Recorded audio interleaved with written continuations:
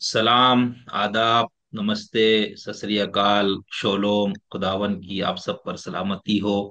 उम्मीद है आप सब दुआ सवाब खैर खैरियत से होंगे। तालिब इल्म ने इमाम हुसैन करबला और इससे मुतालिक एक फ़हमे करबला या इस नुआन से एक सीरीज शुरू किया था। और उसमें मेरी ख्वाहिश ये थी कि ना सिर्फ खुद मज़हब के अंदर मुख्तलिफ जो नज़रियात और मसालिक के लोग हैं उनसे बात करूं, बल्कि ऐसे लोगों से जो रोशन फिक्र, रोशन ख्याल, या बहुत से लिबरल्स उनके साथ भी, और बहुत एलानिया एथियस्ट उनके साथ भी, क्योंकि उनका बैकग्राउंड इस्लाम का है या वो तारीख वगैरह से दिलचस्पी रखते हैं, तो वो इस चीज़ को कैसे देखते हैं। तो उसी में मेरी ख्वाहिश थी कि मैं एक तरक्की पसंद नुक्ते नज़र भी इस पे लूँ, क्योंकि हमारे यहाँ जो तरक्की पसंद अदब हमने जो उर्दू में थोड़ा बहुत पढ़ा है तालिब इल्म के तौर पर, और शायरी वगैरह में भी और नसर में, तो वहां पर जाहिर सी बात है ये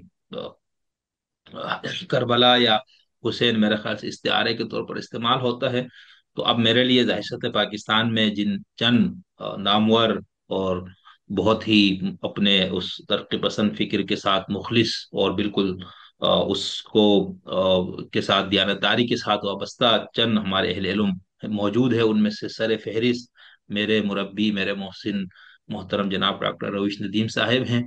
डॉक्टर साहब के मुझ पर ज़ाती एहसानात भी हैं, और ख़ासतौर पर मेरे तालिब इल्म की किताब वगैरह पे डॉक्टर साहब को मैंने बहुत तंग किए रखा। और गुज़श्ता दिनों जब ये अपना इसका नाम भी करना था, final council for pluralistic research and dialogue, तो उस पर भी मैंने डॉक्टर साहब को बेचारे का बहुत सुकून खराब किया, लेकिन डॉक्टर साहब बहुत मेहरबान है।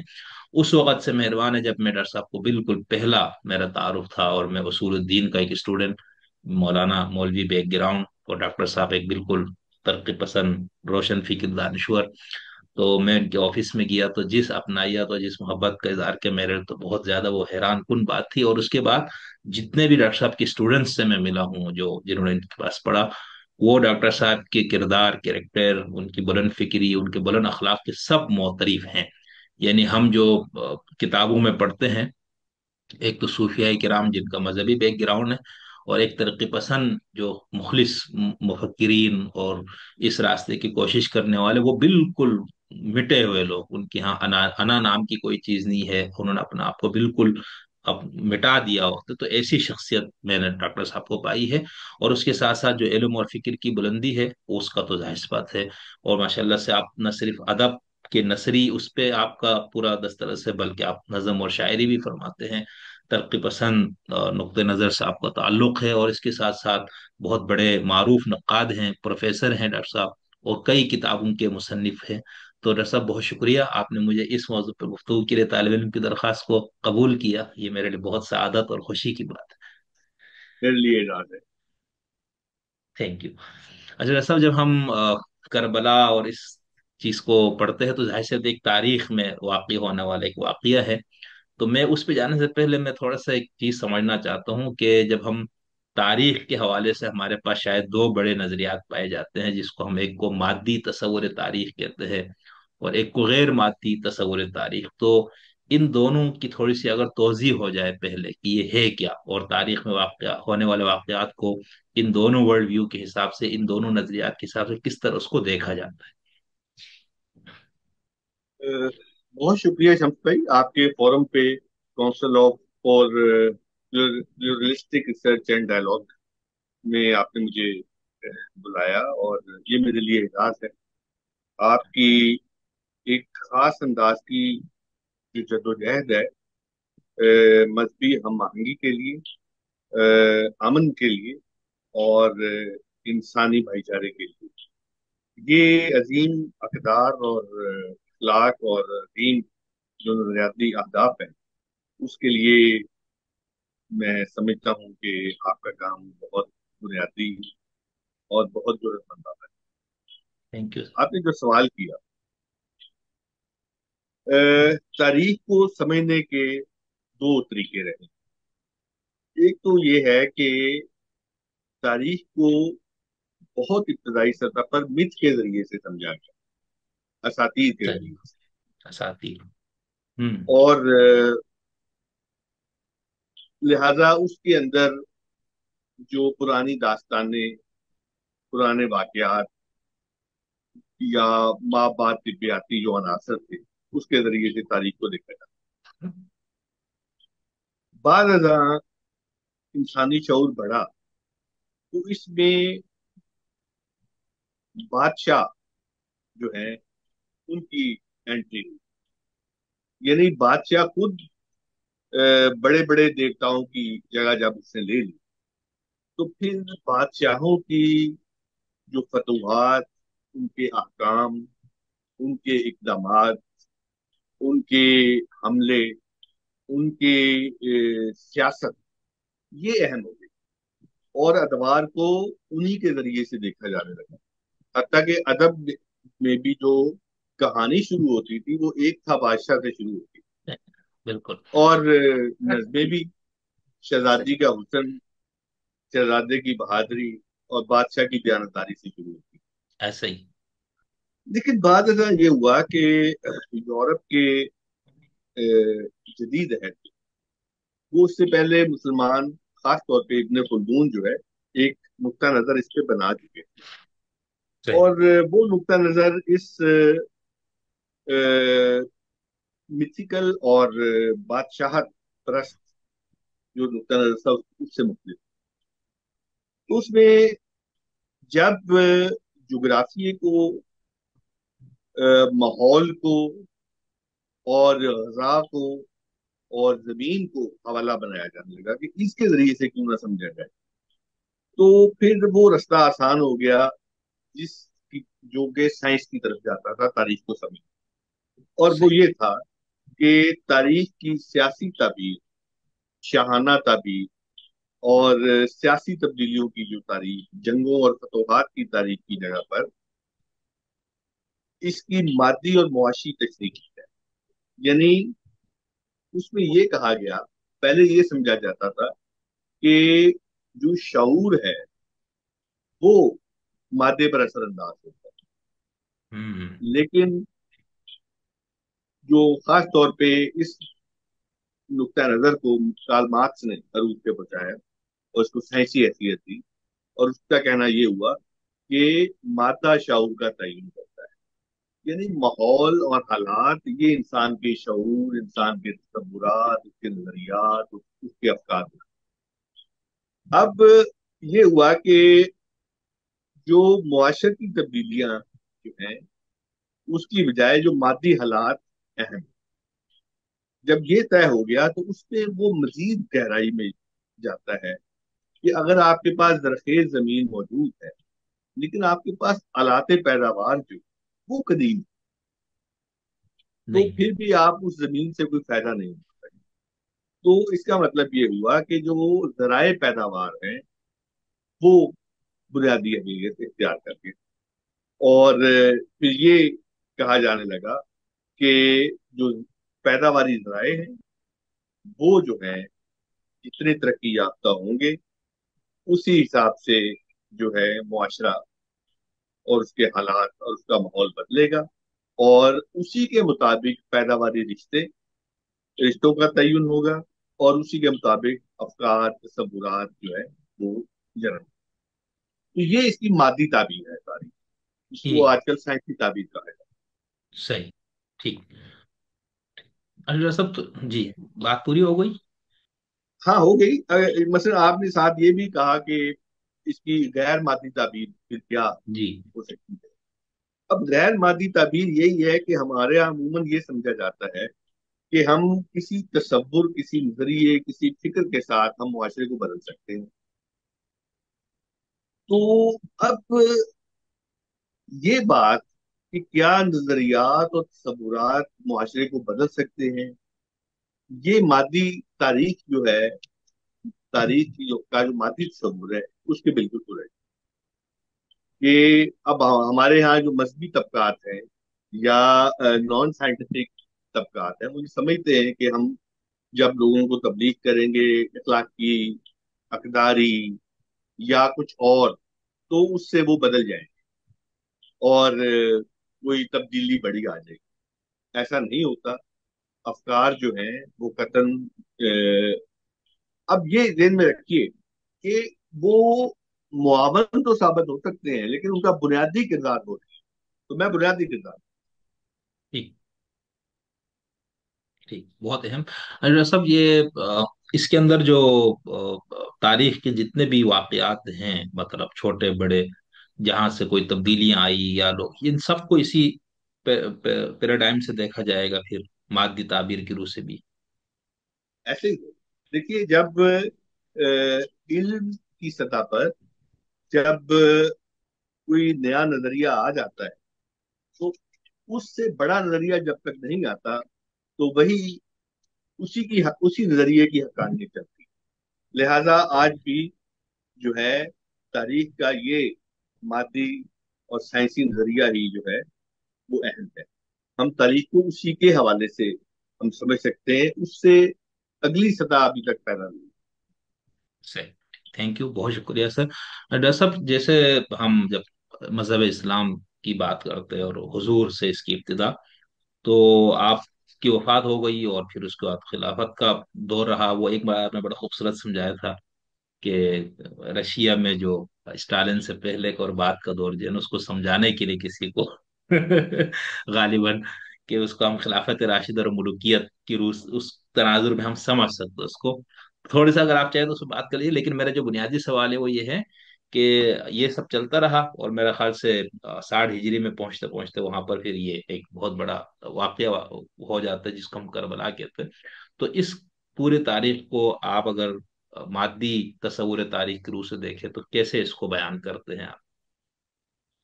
देखिए, बचपन में मैं भी यही समझता था, जैसे कि हमें पढ़ाया गया और हमने उसको समझा। तो यही था कि एक पैगंबर आया, उसने लोगों को समझाया, और जो नहीं समझे वो उसके मुखालिफ हो गए, और लोगों को कहा कलमा पढ़ो और एक खुदा को मानो। जिन्होंने एक खुदा को मान लिया वो तरक्की कर गए, जिन्होंने नहीं माना वो तरक्की ना कर सके। लेकिन जब मैं थोड़ा सा बड़ा हुआ, कुछ शऊर आया, तो मुझे ये समझ में आया कि तरक्की की चाबी कलमे में क्यों है? असल वजह क्या है कि आधी दुनिया मुसलमान हो गई, आधी दुनिया पर फतवाहत मुसलमानों की हो गई, सिर्फ दौरे नबूवत के बाद 90 साल के अंदर अंदर पूरा जो सयारा है उसकी अक्सरियत मुसलमानों के सामने आ गई।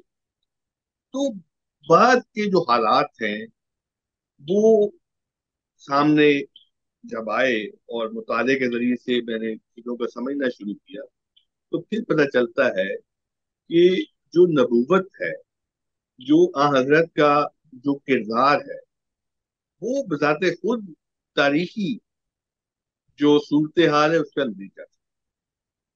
हम्म। अच्छा, चले मैं इसको मजहबी जुबान में यूं कह दूं कि खुदा ताला किसी नबी को भी वहां मबूस नहीं करता जहां हालात फेवरेबल ना।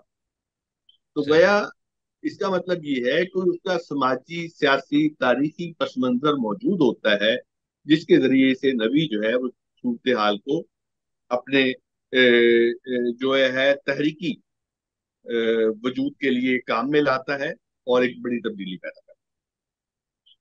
तो उस दौर में ये सारे मामला मौजूद थे। मसलन जो पानी और नदियों का जो इंतजाम था वहां पर, वो सारे का सारा जो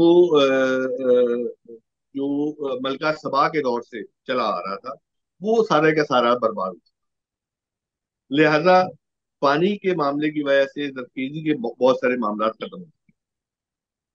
फिर ये था कि वहां पर जो आजाद जमीनें थी, वो इंफरादी हाथों से निकल के, कबायली हाथों से निकल के, वो उसके बड़े बड़े कतार जो है उस पर कबाइल काबज हो गए। यानी जमीन छोटे कतार से बड़े कतार की तरफ जा रही। तीसरा जो अमल था वो ये हुआ कि वहां पर जो बड़ा पेशा था, बकरियां पालने का, भेड़े पालने का, वो बजाते खुद जवाल थे। और चौथी बात कि मक्का के अंदर जो तजारती तबका था, वो अपनी खुशहाली की वजह से जिस सिस्टम को रवाज दे रहा था, जिस सिस्टम को मुस्तहकम कर रहा था, उसको उस अहद का की बुत परस्ती कहा जाएगा। और जिसको जो है जहालत कहा और जहल कहा नबी पाक। تو یہ وہ صورت حال تھی جس کی طرف پھر جو ہے حضور پاک نے ایک تحریک چلائی، کیونکہ اس دور میں یہ کہا جاتا ہے کہ جو نوجوان تھا حضور پاک کے عہد کا، اس کے اندر ایک بے چینی فکری موجود تھی ان حالات کی وجہ سے، اور صحیح۔ وہ کیسر و کسرا کی طرف دیکھ رہا تھا کہ ہم ویسے کیوں نہیں بن سکتے، اتنی ترقی کیوں نہیں کر سکتے، ہم قبائلیت سے نکل کر بادشاہت کی طرف کیوں نہیں جا سکتے. تو یہ ان کے خیالات موجود تھے، یہ مورخین نے لکھا ہے. تو آپ دیکھ لیجئے کہ ورقہ بن نوفل اور ان کے جو دو ساتھی ہیں وہ اسی فکری تلاش میں وہ پھر دوسرے ملکوں کو جاتے ہیں، جن میں صرف برقہ بن نوفل جو ہے وہ واپس آتے ہیں، باقی رستے میں مرتے ہیں. ان میں سے یہ برقہ جو ہے یہ عیسائی ہو جاتے ہیں، وغیرہ وغیرہ. جی جی۔ تو اب یہ ان تینوں جو لوگ ہیں، ان سے ہم اس معاشرے کے مادی حالات کو سمجھ سکتے ہیں. اب یہ ہے کہ وہاں پر تحریک چلی، تحریک اصلاح کی تحریک ہے، اور اس میں غلاموں کی اصلاح کی تحریک ہے. اس میں جو غریب ہے اور وہ بنیادی کردار ادا کرتا نظر آ رہا ہے. اس میں قبائلی شناختوں کو توڑ کر ایک بڑی قومی شناخت بنائی جا ہوں رہی ہے، جو کہ بنیادی طور پر وحدت کے اوپر، وحدانیت کے اوپر. ہوں اور اس وحدانیت وہ وحدانیت قبائلیت کو توڑ کر برابری کی بنیاد پر، جس میں بلال حبشی اور جو وہاں کے امیر لوگ ہیں وہ برابر. تو یہ دو تین بنیادی ترین چیزیں ہیں جو اپنے عہد کی ترکیب پسند ہے، اور جس کو مارکس انقلابی کا لفظ اس کے لیے استعمال کرتا ہے. اور جب یہ تحریک کامیاب ہوتی ہے تو اس کے نتیجے میں آپ دیکھ لیجیے قبائلیت ٹوٹتی ہے، اور وہاں کی مڈل کلاس جو ہے وہ خلافت قائم کرتی ہے. اور ہوں۔ وہ خلافت اپنے تاریخی جبر میں بعد ازاں ملوکیت میں ڈلتی ہے، اور پھر صورتحال آگے جاتی ہے. اس میں اب دیکھنا یہ ہے کہ جو ملوکیت کا نظام ہے وہ تاریخ کا پیدا کرتا ہے. بڑے جاگیردارانہ قطعات میں بدلتا ہوا جو سماج ہے، اور قبائلیت سے ٹوٹ کر قومیت کی طرف جاتا ہوا جو سماج ہے، اس نے لا محالہ بادشاہت کی طرف جانا. لیکن کیا بادشاہت کا جو نظام ہے وہ قرآن کا نظام ہے؟ کیا وہ نبی اکرم کا کا کی خواہش تھی؟ تو میرا خیال ہے کہ اب یہ آگے مباحث ہے کہ اسلام کا اپنا کوئی نظام ہے نہیں ہے، جی حضور پاک نے جو سیاسی نظام دیا یا نہیں دیا جو بھی ہے.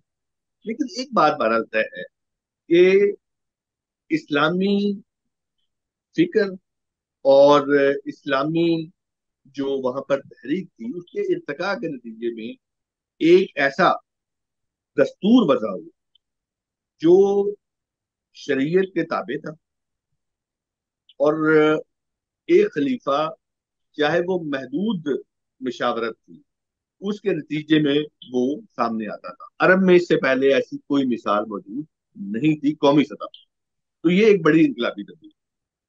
لیکن بعد ازاں آپ دیکھیے کہ حضرت عثمان اور پھر حضرت علی تک آتے آتے جو ہے، حضرت علی تک تو یہ چیزیں موجود ہیں کہ جو فتوحات ہوتی ہیں اس کی جو زمین ہے وہ گورنمنٹ کی ہے، وہ نجی ملکیت نہیں. یہاں تک انقلابیت چل رہی ہے، یہ اس طرح کا آپ سوشلزم کہہ لیں. لیکن بعد ازاں اس میں ایسے وار لارڈ شامل ہو جاتے ہیں جو نجی ملکیتوں کا تحفظ کرتے ہیں اور اپنی ملکیتوں کو بڑھاتے ہیں. یہ وہ دور ہے جہاں سے ملوکیت کی طرف سفر شروع ہوتا ہے.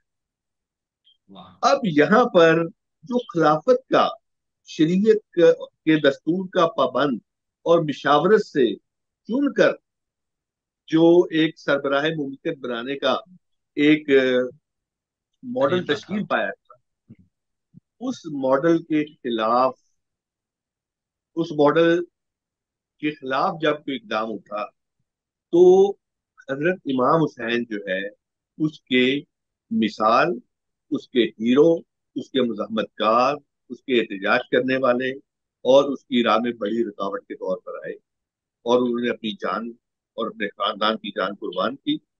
یہی وہ قدم ہے جو ان کو قابل احترام بناتا ہے، اور دنیا کے جو مسلم دنیا ہے اس کے اندر اور اس سے باہر ان کو ایک خاص وقار دیتا ہے۔ واہ، بہت خوبصورت سر۔